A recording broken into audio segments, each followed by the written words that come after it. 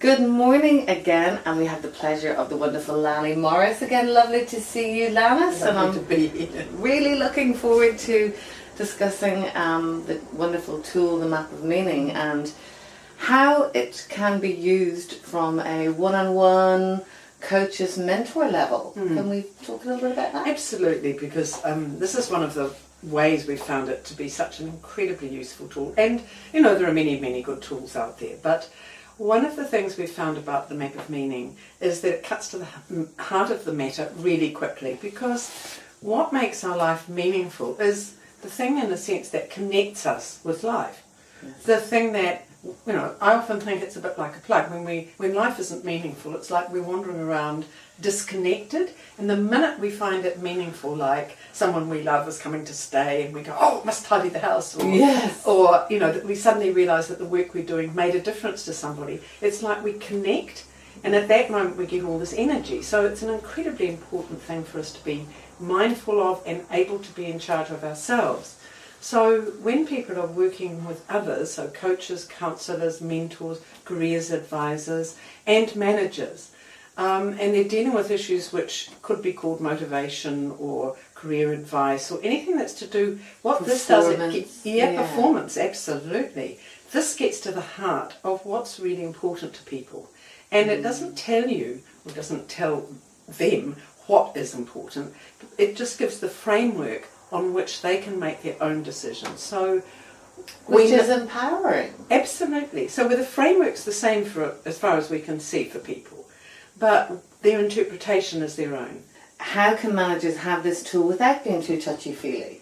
Well, it's certainly in organisations it's wonderful, because you know, I think there have been certainly numbers of experiments with trying to get people to sort of be open and reveal and be in touch with their emotions, and it's often been extremely uncomfortable for everybody involved. Yes. And what this does is it gets to the heart of the matter, but in an incredibly practical way.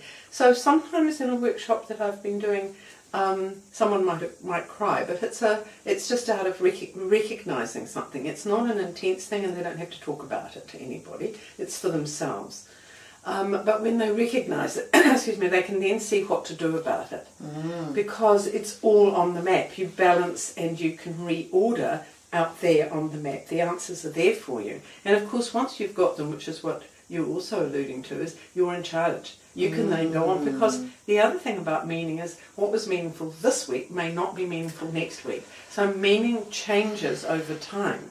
So we may have consistent meaning. So people of faith may often have, for example, in the centre in inspiration, God, and they might be doing God's work, which would be how they'd interpret it, which would make absolutely no sense to an atheist at all. But they've got something that at the heart of things is inspiring, and it might be being a good person, Absolutely. or, you know, it might be doing good, or being committed to the world's well-being. And so the world can challenge that. Absolutely. So they need to be able to align that with the map, because the world is quite challenging. The reality for all of us is Yes. really confronting at times. I've had people who've just said, this is the tool I use all the time. I've had other people who say, this is the tool I use at the beginning of any consultation, because it gets to the heart of things. Diagnostically, absolutely. Of course. It allows people to go, okay, what's going on now? Yes. And actually, what is profoundly important to me in all these dimensions, in all the dimensions of the map. And then it also allows people to go from there to plan, to go, how do I sort that, and how do I go ahead? And often those answers just appear really easily for them. So there was a lovely case, for example, with a woman who said to me, you know, I'm thinking of leaving my job, and we just worked with the map, and she said, oh right, that's really interesting. She went back, she thought about it more, and she contacted me a couple of months later, and she said, oh, it's been amazing. She said, I could see just when we were talking what was going on, which was that I wasn't fulfilled in any of these dimensions, so I just was sulking. And what I did was to get a little roadshow together, go and tell all the other parts of the organisation what I do. They got inspired because I was inspired.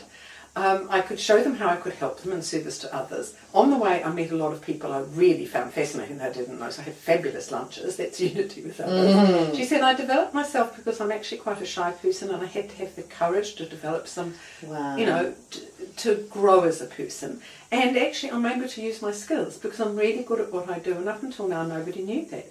So she said, I'm just loving my job, and nobody recognises me because I'm not being a positive person, but I'm just so positive now because it's so she was exciting. able to reach all her personal goals from Absolutely. using that tool.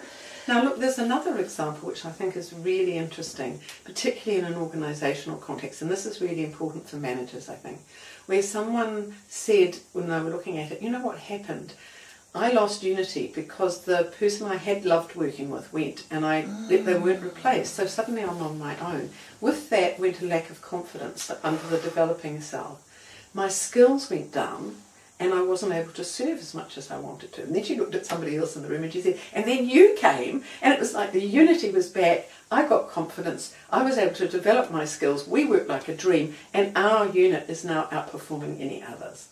That's amazing. And so you can see the cyclical effect and the sort of knock-on effect of when one area in our life starts to lose meaning, that we lose it often in all areas. And we don't get the time to sit and diagnose it, as you were saying. Well, we don't have a tool for diagnosing it. In fact, fundamentally what we do is complain and sulk. Yes. Which is, no blame, totally human and totally reasonable if you don't have a way out. And what the map is, it's a simple way out for us as individuals to use, but also for managers, because they are constantly destroying meaning in the organisation. They break up teams. I mean, that have been working really well because they want it would be more efficient to have half the team somewhere else. And then the team is never that efficient again because they loved working together. So when we're talking about meaning, we're talking at the deepness of people. And I think it's a thing which needs the utmost respect.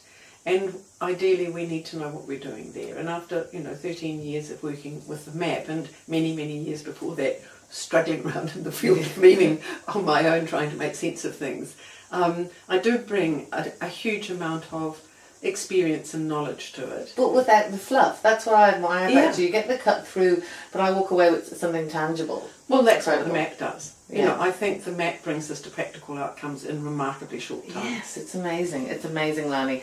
And again, it's always wonderful to have you. Oh, it's a wonderful joy to talk to you. Thank and you, wonderful to talk Lani. about the map, I must admit.